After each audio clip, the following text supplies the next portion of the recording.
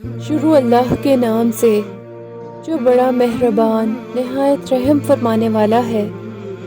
سحری کھانا بظاہر ایک عام سا عمل ہے، لیکن ایک مومن کے لیے اس کا سحری کھانا بھی خیر و برکت کا باعث ہے، جیسا کہ احادیث سے یہ بات ثابت ہے۔ حضرت انس رضی اللہ عنہ بیان کرتے ہیں، رسول اللہ صلی اللہ علیہ وآلہ وسلم نے فرمایا، سحری کھایا کرو کیونکہ سحری کھانے میں برکت ہے۔ حضرت عمرو بن عاص رضی اللہ عنہ بیان کرتے ہیں، رسول اللہ صلی اللہ علیہ وآلہ وسلم نے فرمایا، ہمارے اور اہل کتاب کے روزوں میں سحری کھانے کا فرق ہے۔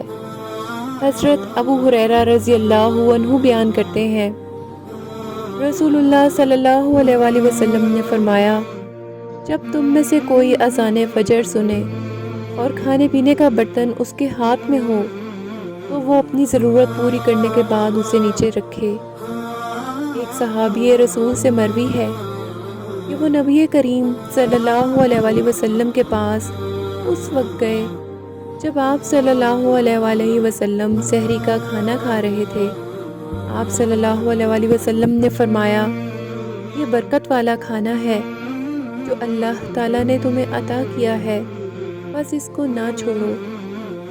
سیدنا ابو سعید خدری رضی اللہ عنہ کا بیان ہے کہ رسول اللہ صلی اللہ علیہ وآلہ وسلم نے فرمایا، سحری کھانا بابرکت ہے، اس لیے اس کو نہ چھوڑا کرو، خواہ پانی کا ایک گھونٹ ہی پی لیا کرو۔